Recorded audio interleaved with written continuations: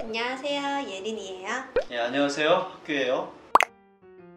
예, 제가 오늘은 자료를 좀 준비했습니다. 제가 박수를 치면 사진이 쫙 나올 거예요. 네. 와! 네. 별거 아닌데 많이 좋아하시네. 오케이.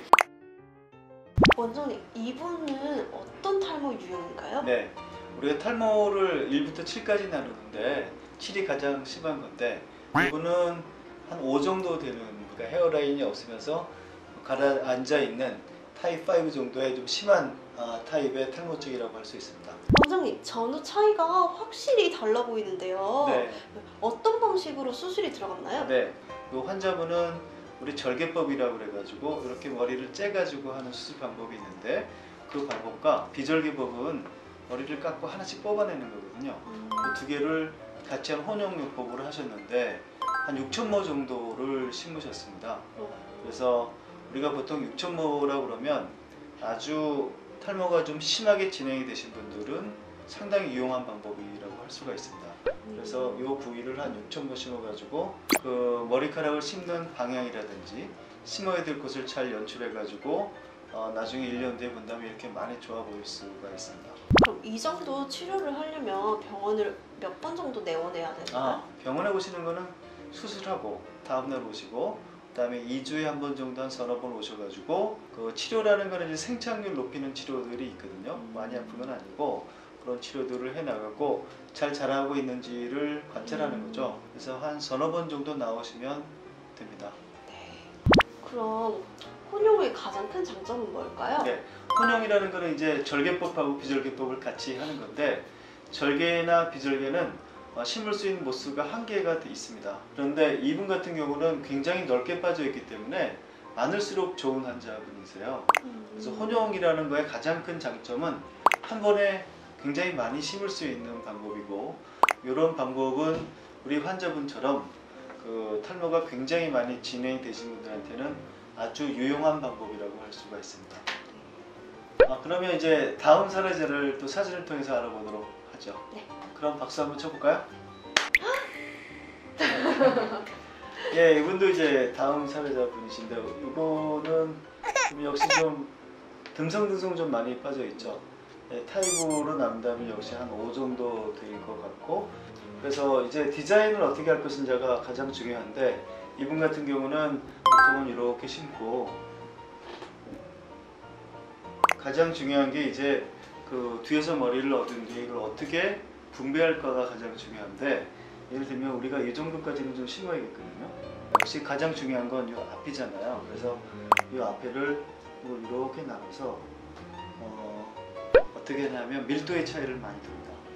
여기를 가장 밀도를 높게 하고요, 뒤로 갈수록 밀도를 적게 하고, 우리가 뒤를 이렇게 여유 부리는 이유 중에 하나는 이렇게 수술을 하시게 되면 반드시 약을 드셔야 되거든요.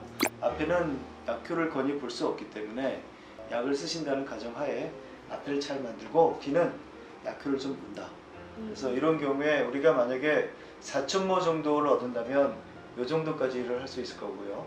그 다음에 혼용을 해가지고 만약에 우리가 6,000모 아니면 그 이상 얻을 수 있다면 그때 이 정도까지 우리가 할 수가 있습니다. 그래서 지금 말씀드리고 싶은 건요, 디자인을 할 때 우리가 머리카락을 어떻게 분배하는 게 가장 효과적이고 효과를 많이 볼 수 있는가에 대해서 말씀드렸습니다.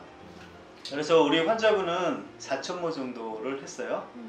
절개법으로 4,000모를 수술하신 분이었고, 그래서 이 정도를 아주 잘 만들었습니다. 그렇다면 장점이 뭘까요? 요 맥스 5000이라는 수술인데 이게 이제 한 4,000모 정도를 심는 수술이거든요. 아마 절개법으로는 최대한으로 많이 심는 방법이고, 이렇게 수술하게 되면 헤어라인이 완벽하게 구현이 되기 때문에 잊어먹은 나이를 많이 찾을 수가 있죠. 그게 가장 큰 장점이라고 할 수 있고, 헤어라인을 만드는데 가장 중요한 방법이라고 생각합니다. 그럼 탈모는 한 번 진행되면 원 상태로 다시 돌아갈 수 없나요? 예. 우리가 탈모가 되는 거는 피부가 안 좋아서 탈모가 되는 게 아니라 모낭, 머리 뿌리가 없어지기 때문에 탈모가 되는 건데, 이 탈모를 일으키는 모낭은 우리 엄마 속에서 뱃속에서 한번 생성이 되면 다시는 생성되는 시간이 없어요. 그래서 한번 죽으면 끝입니다. 그래서 죽기 전에 우리가 관리를 잘하지 않는다면 모발은 계속 진행이 될 수가 있거든요. 탈모증은. 그렇기 때문에 우리가 죽은 모낭을 다시 살릴 수 없어서 우리가 약을 쓴다는 거는 빠지는 거를 방지하는 방법이고, 그 다음에 혹시 죽으려고 얇아진 머리카락이 굵게 만들 수 있는 방법이지 죽은 모낭을 살릴 수 있는 방법은 아니거든요. 모발에 그 탈모가 많이 진행이 됐다면 유일한 방법은 모발 이식이라고 할 수가 있습니다. 그러면 이런 탈모 유형이 있을 때 병원의 선택 기준을 딱 3가지로만 요약해 주신다면 어떤 게 있을까요? 가장 중요한 3가지 중에 하나는 경험 아닐까요? 수술을 많이 해본 경험이 중요할 것 같습니다. 실제로 수술을 해보면 그 뒤에서 머리를 얻어가지고 심는 간단한 작업이지만 그 심을 때의 감이라든지 심을 때의 깊이 같은 것들이 나중에 결과에 큰 역할을 하게 됩니다. 그래서 경험은 상당히 중요할 것 같고요. 두 번째, 모발 이식이라는 것은 의사 혼자 하는 게 아니라 우리가 머리카락을 얻게 되면 하나씩 분리해가지고 심는 거거든요. 어시스턴트가 상당히 중요한 치료입니다. 그런 분들의 숙련도가 굉장히 중요한 것 같아요. 근데 이게 환자분들이 이 병원에 그런 숙련도가 있는 분들이 있는지 없는지는 알 수 없겠지만 알아볼 수 있다면 그것도 상당히 중요할 것 같고요. 그 다음에 3번째는 역시 시설이겠죠.